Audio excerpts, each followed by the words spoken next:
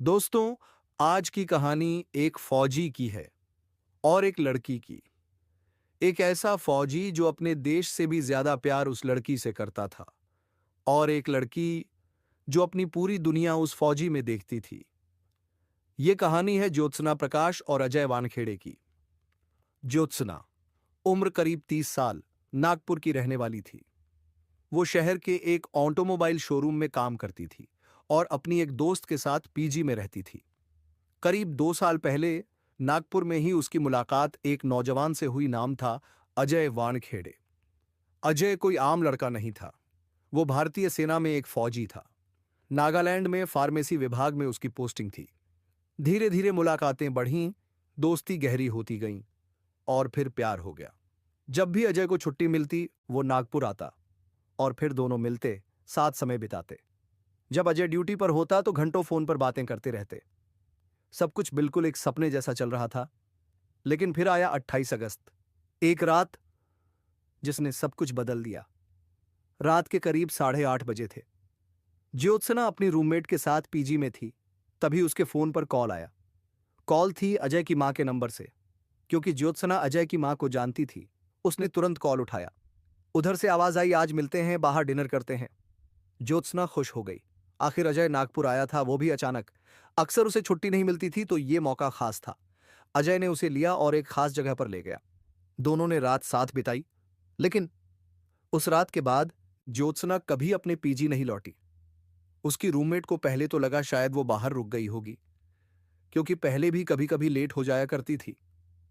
लेकिन सुबह हो गई और ज्योत्सना ना तो लौटी, ना ही काम पर गई। उसकी दोस्त ने फोन मिलाया। फोन बजता रहा, मगर कोई जवाब नहीं आया। धीरे धीरे चिंता बढ़ने लगी। शोरूम फोन किया, वहां भी नहीं पहुंची थी। ज्योत्सना बहुत जिम्मेदार लड़की थी। कभी बिन बताए ऑफिस मिस नहीं करती थी। दोपहर तक जब कोई खबर नहीं मिली तो उसकी दोस्त ने उसके परिवार को फोन किया। सब कुछ बताया कि रात 8:30 पर वो बाहर गई थी और अब तक लौटी नहीं है। परिवार दौड़ता हुआ नागपुर आया। पुलिस स्टेशन पहुंचा, गुमशुदगी की रिपोर्ट लिखवाई। लेकिन जैसा कि अक्सर होता है, पुलिस ने पहले इसे हल्के में लिया। कहा लड़की बालिग है, पढ़ी लिखी है, शायद किसी के साथ बाहर गई होगी। क्योंकि फोन अब भी बज रहा था, सबको उम्मीद थी शायद वो खुद ही फोन कर दे, मैसेज कर दे। लेकिन 20 दिन बीत गए। अब तो उसका फोन भी बंद हो गया। घर वालों का दिल घबरा गया। वो फिर से पुलिस के पास गए। गुस्से में बोले, सर अब तक आपने कुछ भी नहीं किया। अब पुलिस को भी लगने लगा 20 दिन हो गए, लड़की वापस नहीं लौटी। अब मामला गंभीर हो सकता है। क्या हुआ था उस रात? अजय कहां था? क्या वो अब भी नागपुर में है? और सबसे बड़ा सवाल, ज्योत्सना कहां चली गई? अब ज्योत्सना के परिवार को भी लगने लगा था कि कुछ बड़ा गड़बड़ है। उन्होंने साफ साफ कहा, हमें शक है कि हमारी बेटी का अपहरण हो गया है। पुलिस ने भी अब इस बात पर ध्यान देना शुरू किया। क्योंकि सोचिए, एक पढ़ी लिखी समझदार लड़की अचानक बिना कुछ बताए गायब हो जाए और 20 दिन तक उसका कोई सुराग ना मिले, ये बात किसी को भी परेशान कर सकती है। पुलिस को भी डर था, अगर बाद में ये मामला हाई प्रोफाइल बन गया तो उनकी बहुत बदनामी हो सकती थी। इसलिए दबाव में आकर उन्होंने आखिरकार 20 दिन बाद एक अपहरण का केस दर्ज कर लिया। अब पुलिस ने जांच को गंभीरता से लेना शुरू किया। सबसे पहले उन्होंने ज्योत्सना के मोबाइल की लोकेशन ट्रैक करना शुरू किया। जो काम वो पहले दिन कर सकते थे, वो अब 20वें दिन कर रहे थे। लेकिन अब जो दिखा वो थोड़ा अजीब था। फोन की लोकेशन और कॉल डिटेल्स देखकर उन्हें पता चला कि 28 अगस्त को ज्योत्सना का मोबाइल नागपुर में था। 29 अगस्त को वो फोन पुणे में दिखा। 30 अगस्त को वो फिर कहीं और चला गया और अगले कई दिनों तक वो फोन महाराष्ट्र के अलग अलग जिलों में एक्टिव रहा। मोबाइल टावर्स ने साफ बता दिया कि फोन कहां कहां गया था। शुरुआत में तो पुलिस को लगा कि शायद वो खुद ही घूम रही है। लेकिन फिर सवाल आया, अगर वो खुद घूम रही है तो अपने परिवार से क्यों नहीं मिली? क्यों नहीं कोई मैसेज किया? क्यों कोई कॉल नहीं? अब पुलिस उलझन में थी। क्योंकि फोन तो एक्टिव था, लेकिन ज्योत्सना का कोई पता नहीं था। पुलिस ने आसपास के इलाकों में चेक किया। क्या कोई अज्ञात महिला की लाश मिली है? क्या कहीं कोई और लड़की लापता हुई है? लेकिन कुछ नहीं मिला। इस बीच उसके परिवार का दबाव बढ़ता गया। दिन पर दिन बीतते जा रहे थे और अपहरण के मामले में डर यह होता है कि अगर समय रहते पीड़ित को नहीं बचाया गया तो उसकी जान को भी खतरा हो सकता है, क्योंकि किसी को जिंदा रखना, वो भी बंधक बनाकर, वो आसान नहीं होता। अब पुलिस ने और गहराई से जांच शुरू की। उन्होंने कॉल डिटेल्स निकाले। पूछा गया क्या ज्योत्सना की किसी से दुश्मनी थी, क्या किसी से कोई झगड़ा था, पर कुछ हाथ नहीं लगा।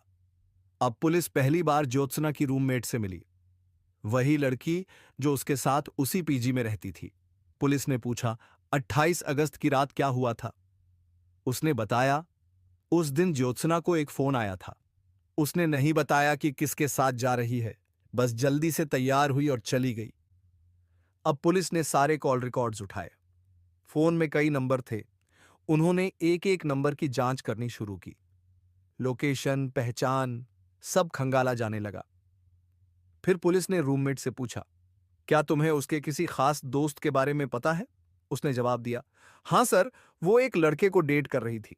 नाम था अजय वानखेड़े। वो आर्मी में है, नागालैंड में पोस्टेड है।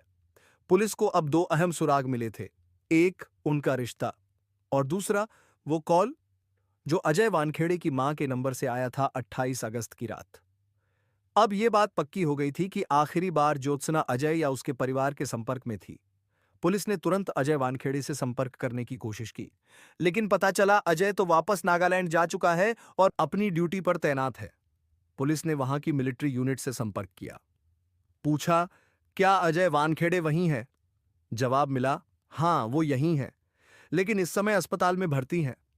पुलिस हैरान रह गई। अस्पताल में? क्यों?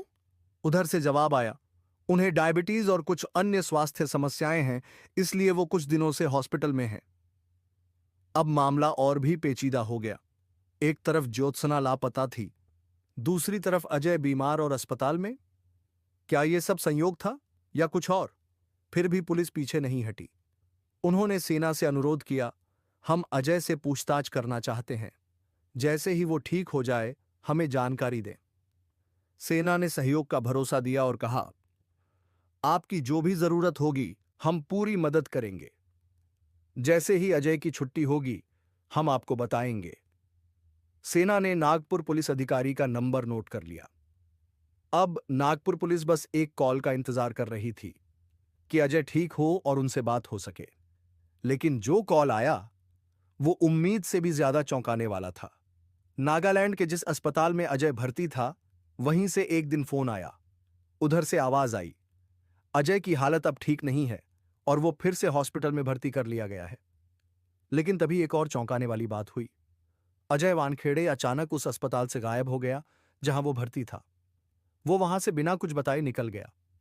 जब नागपुर पुलिस को यह पता चला तो उन्हें यह बहुत अजीब लगा, क्योंकि उन्हें पता था कि पुलिस उससे पूछताछ करना चाहती है। ऐसे में अस्पताल से गायब हो जाना ये किसी आम बात की तरह नहीं था। शुरू में पुलिस को लगा कि शायद वो खुद ही दोबारा आ जाएगा, लेकिन ये उम्मीद जल्द ही टूट गई, क्योंकि 2 दिन बाद खबर आई कि अजय वानखेड़े ने अग्रिम जमानत के लिए अदालत में याचिका लगा दी है। यानी उसे डर था कि कहीं पुलिस उसे गिरफ्तार न कर ले। पहले उसने ये जमानत जिला अदालत में मांगी, लेकिन वहां से उसकी याचिका खारिज हो गई। फिर उसने उच्च न्यायालय में भी वही जमानत याचिका दायर की और वहां से भी वो खारिज हो गई। अब पुलिस को शक और भी गहरा हो गया। वो सोचने लगे, अगर अजय निर्दोष है तो उसे जमानत लेने की इतनी जल्दी क्यों है? वो इतनी घबराहट में क्यों है? इसी बीच केस को शुरू हुए भी काफी समय हो चुका था।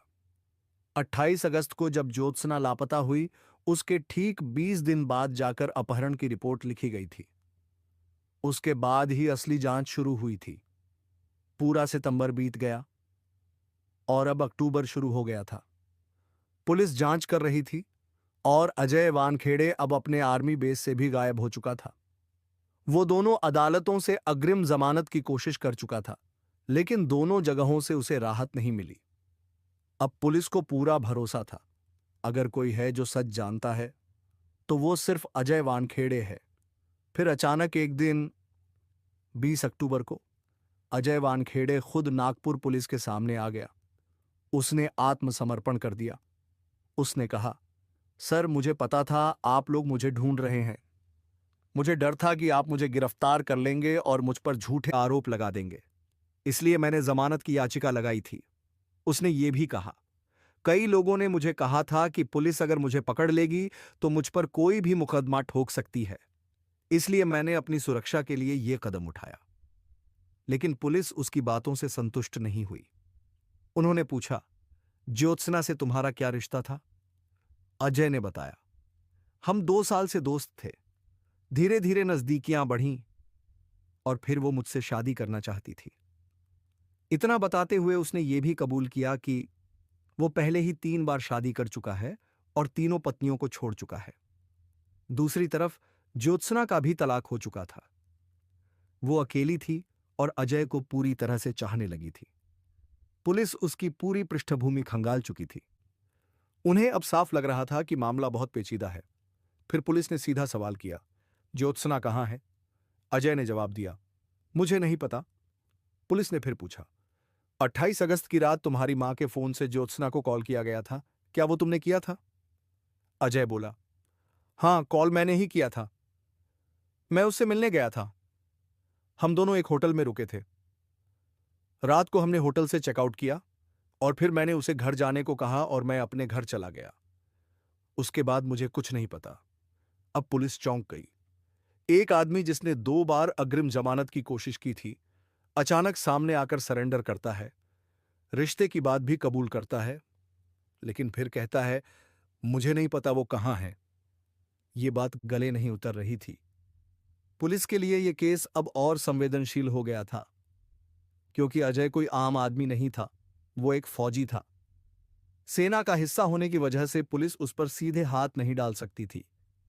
अगर पुलिस ने कोई भी जल्दबाजी की तो मामला और उलझ सकता था। अब पुलिस को चाहिए था पक्के सबूत। उन्होंने उससे लंबी पूछताछ की, लेकिन उसने सिर्फ वही दोहराया, मुझे नहीं पता। अब पुलिस ने तकनीकी जांच शुरू की। उन्होंने 28 अगस्त की रात अजय वानखेड़े के मोबाइल की लोकेशन ट्रैक करना शुरू किया। जैसा कि उसने बताया था, शुरू की रात में उसकी लोकेशन नागपुर के एक होटल में पाई गई। मोबाइल टावर से यह बात कंफर्म हुई। लेकिन असली बात तब सामने आई जब पुलिस ने पूरी रात की लोकेशन देखी। अजय का दावा था कि रात को उसने ज्योत्सना को घर भेज दिया था और खुद भी अपने घर चला गया था। लेकिन सच्चाई कुछ और थी। लोकेशन डेटा साफ दिखा रहा था कि अजय और ज्योत्सना दोनों के फोन पूरी रात एक ही जगह पर थे। और वो जगह कौन सी थी? नागपुर के बाहरी इलाके में एक सुनसान हाईवे, जहां दोनों तरफ जंगल थे और चारों तरफ अंधेरा। अब पुलिस को समझ आ गया था, झूठ यहीं से शुरू हुआ था और शायद सच्चाई अब बहुत ज्यादा डरावनी थी। अब पुलिस के दिमाग में एक ही सवाल घूम रहा था, आखिर अजय और ज्योत्सना उस रात जंगल के बीच क्या कर रहे थे? जंगल वाली वो आखिरी लोकेशन देखकर पुलिस को अब पूरा यकीन हो गया था कि यह मामला सीधा नहीं है। लेकिन उनके पास सिर्फ यही एक सुराग था, उस जंगल वाली जगह का लोकेशन डेटा। ना कोई गवाह, ना कोई वीडियो, ना ही कोई और सबूत। पुलिस के पास अब बस एक ही रास्ता बचा था, अजय से दोबारा और ज्यादा सख्ती से पूछताछ करना। फिर उन्होंने एक तरकीब निकाली। उन्होंने अजय से कहा, देखो, तुम्हारी 28 अगस्त वाली कहानी आधी सही है। तुमने होटल वाला हिस्सा तो ठीक बताया, लेकिन उसके बाद तुमने ज्योत्सना को घर नहीं छोड़ा, क्योंकि वो कभी अपने घर पहुंची ही नहीं। पुलिस ने कहा, असल में उस रात तुम दोनों साथ साथ थे और तुम्हारा आखिरी मोबाइल लोकेशन जंगल के बीच एक सुनसान हाईवे पर था। फिर 2-3 दिनों तक ज्योत्सना का फोन अलग अलग शहरों में दिखता रहा। अजय ने चौंकते हुए जवाब दिया, नहीं सर, मैं तो उन शहरों में था ही नहीं। आप चाहे तो मेरा फोन चेक कर सकते हैं। पुलिस ने तुरंत उसका फोन डेटा चेक किया और वाकई उसकी बात सच निकली। 29 अगस्त को अजय नागालैंड लौट चुका था और अपनी पोस्टिंग वाली जगह पर पहुंच गया था। सेना से भी इसकी पुष्टि हो गई। लेकिन हैरानी की बात यह थी कि उसी दौरान ज्योत्सना का फोन पुणे, महाराष्ट्र के कई जिलों और यहां तक कि मध्य प्रदेश की सीमा तक भी ट्रैक हो रहा था। अब पुलिस और भी उलझन में थी। अजय का फोन बता रहा था कि वो नागालैंड में है और ज्योत्सना का फोन घूमता रहा महाराष्ट्र के अलग अलग हिस्सों में। एक वक्त ऐसा आया जब पुलिस को समझ नहीं आया कि असल में हो क्या रहा है, लेकिन फिर भी उनके पास कोई और संदिग्ध नहीं था और अजय ही अकेला इंसान था जो सच्चाई जानता था। अब पुलिस ने एक आखिरी बार उससे गहराई से बात की। इस बार उन्होंने साफ कहा, अब हमारे पास सबूत हैं। ये हत्या है या अपहरण, दोनों में से कुछ तो जरूर हुआ है और सीधा इशारा तुम्हारी तरफ है। इस बार दबाव इतना ज्यादा था कि अजय टूट गया। उसने पुलिस से कहा, अगर आप लोग तैयार हों तो मेरे साथ चलिए। 21 अक्टूबर को अजय पुलिस को लेकर नागपुर के बाहर एक सुनसान हाईवे पर गया। वहां गाड़ी रोक दी। फिर पुलिस के साथ वो पैदल चलकर जंगल की तरफ बढ़ा। कुछ देर चलने के बाद वो एक जगह पर रुका। वो जगह चारों ओर झाड़ियों से ढकी थी और एकदम सुनसान। अजय ने जमीन की तरफ इशारा किया। वहां एक छोटा सा सीमेंट का टुकड़ा लगा था। उसने कहा, यहीं है, यहीं नीचे ज्योत्सना को दबाया गया है। पुलिस को पहले लगा शायद वो फिर से कोई झूठ बोल रहा है, लेकिन जब उन्होंने जमीन खुदवानी शुरू की तो धीरे धीरे एक कंकाल बाहर आया। साथ में कुछ निजी सामान भी मिला। ज्योत्सना के परिवार को जब बुलाया गया तो उन्होंने देखते ही पहचान लिया, ये उनकी बेटी ज्योत्सना थी। अब कोई शक बाकी नहीं रहा। यह सिर्फ गुमशुदगी या अपहरण का केस नहीं था, यह एक खौफनाक हत्या थी। और वो इंसान जिसने उसे मारा, वही आज खुद पुलिस को उसकी लाश तक लेकर आया था। पुलिस ने उससे कहा, अब तो तुमने लाश दिखा दी, अब सच्चाई भी बता दो, आखिर हुआ क्या था। इस बार अजय ने सब कुछ कबूल कर लिया। उसने कहा, हम दोनों 2 साल तक रिलेशनशिप में थे, लेकिन मैं उससे शादी नहीं करना चाहता था। वो मुझ पर दबाव बनाने लगी थी।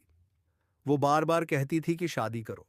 फिर उसने मुझे धमकी देना शुरू किया कि अगर मैंने शादी नहीं की तो वो मेरी शिकायत करेगी, मेरे आर्मी सीनियर्स को बताएगी कि मैंने धोखा दिया है। वो सब कुछ उजागर करने वाली थी। मुझे डर लगने लगा, कहीं मेरी नौकरी न चली जाए, बदनामी ना हो। फिर मुझे लगा कि इसका एक ही रास्ता है, उसे खत्म कर देना। मैं बहुत सारी फिल्में देखता था, तो वहीं से मुझे आइडिया आया। 28 अगस्त को मैंने उसे कॉल किया, एक होटल में बुलाया। हमने कुछ समय साथ बिताया। फिर मैंने कहा, चलो बाहर घूमने चलते हैं। वो मान गई। हम शहर से बाहर निकल गए। एक टोल नाके के पास मैंने कोल्ड ड्रिंक खरीदी। अजय ने कबूल किया कि उसने पहले ही सब प्लान कर लिया था। वो एक बेहोश करने वाली दवा पहले से खरीद कर लाया था। उसने उस दवा को कोल्ड ड्रिंक में मिलाया और ज्योत्सना को दे दिया। टोल पार करते ही ज्योत्सना की आंखें भारी होने लगीं। उसका शरीर धीरे धीरे सुस्त पड़ने लगा। कुछ ही देर में वो पूरी तरह बेहोश हो गई। अजय ने गाड़ी एक सुनसान जगह पर रोक दी। वहां कोई नहीं था, सिर्फ जंगल, अंधेरा और सन्नाटा।